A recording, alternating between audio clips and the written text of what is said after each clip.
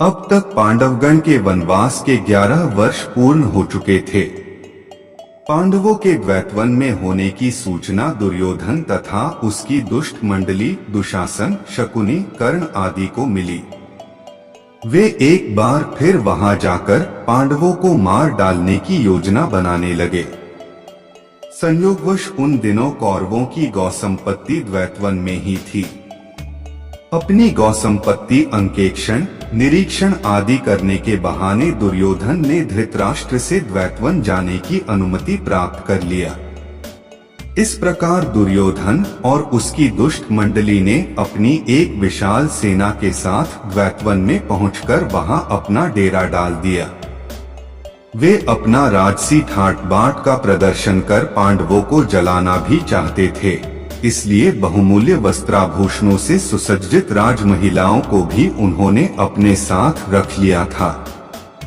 एक दिन जल विहार करने के उद्देश्य से दुर्योधन अपनी मंडली तथा राजमहिलाओं के साथ द्वैतवन में स्थित मनोरम सरोवर में पहुँचे, किंतु उस सरोवर में गंधर्वराज चित्ररथ पहले से ही आकर अपनी पत्नियों के साथ जल क्रीड़ा कर रहे थे। चित्ररथ के सेवकों ने दुर्योधन को सरोवर में उतरने से रोकते हुए कहा, इस समय गंधर्वराज चित्ररथ अपनी पत्नियों के साथ इस सरोवर में जल क्रीड़ा कर रहे हैं, अतः उनके बाहर आने से पहले अन्य कोई भी सरोवर में नहीं उतर सकता। सेवकों के इन वचनों को सुनकर दुर्योधन ने क्रोधित होकर कहा, तू शायद जानता नहीं कि तू किससे बात कर रहा है। मैं हस्तिनापुर नरेश धृतराष्ट्र का महाबली पुत्र दुर्योधन हूँ। यह सरोवर हमारे राज्य की सीमा के अंतर्गत आता है। तू जाकर चित्ररथ से कह दे कि इस राज्य का युवराज यहाँ जल विहार करने आया है और तुम्हें इस सरोवर से बाहर निकलने की आज्ञा दी है। दुर्योधन के दर्पयुक्त संदेश को सुनकर गंधर्वराज चित्ररथ के क्रोध का सीमा न रहा और उसने दुर्योधन तथा उसकी मंडली के साथ युद्ध आरंभ कर दिया। दुर्योधन के साथी और सेना कुछ समय तक तो युद्ध करते रहे, किंतु चित्ररथ को अधिक बलवान पाकर वे सभी दुर्योधन एवं राजमहिलाओं को वहीं छोड़कर भाग खड़े हुए। चित्ररथ ने दुर्योधन और उन राजमहिलाओं को कैद कर लिया। दुर्योधन के भगोड़ी सेना को जब कुछ न सूझा तो वे वहां निवास करते हुए पांडवों के पास जाकर उनसे दुर्योधन और राजमहिलाओं की मुक्ति के लिए याचना करने लगे।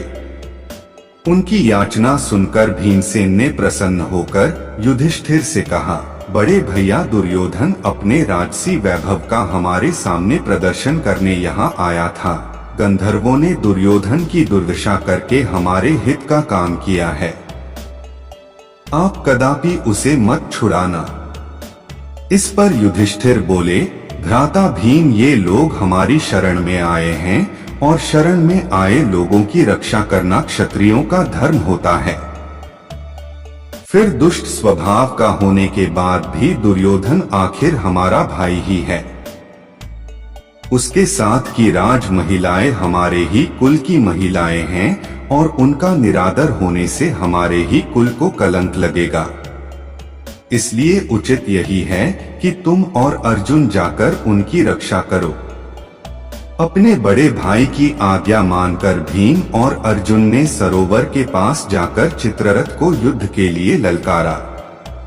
उनकी ललकार सुनकर चित्ररथ क्रोधित होने के बजाय मुस्कुराते हुए अर्जुन के पास आए और बोले, हे पार्थ, मैं तो तुम्हारा सखा ही हूँ। वास्तव में दुष्ट दुर्योधन अपनी सेना के साथ तुम लोगों का वध करने के लिए यहाँ आया था। देवराज इंद्र को इस बात की सूचना मिल चुकी थी, इसलिए उन्होंने मुझे यहाँ भेजा था। हे सखा, नीति कहती है कि ऐसे दुष्टों को कभी क्षमा नहीं करना चाहिए, किंतु अपने बड़े भ्राता की आज्ञा मानकर यदि तुम दुर्योधन को छुड़ाना ही चाहते हो तो लो, मैं इसे तथा इसके साथ की राजमहिलाओं को अभी छोड़ देता हूँ। इतना कहकर चित्ररथ ने दुर्योधन सहित समस्त कैदियों को मुक्त कर दिया। वे सभी वहां से धर्मराज युधिष्ठिर के पास आए। ग्लानि से भरे दुर्योधन ने युधिष्ठिर को प्रणाम किया और लज्जा से सिर झुकाए अपने नगर की ओर चल दिया। आप इसी तरह कहानी सुनते रहे, खुश रहे और हमारा चैनल जरूर सब्सक्राइब कर ले। धन्यवाद।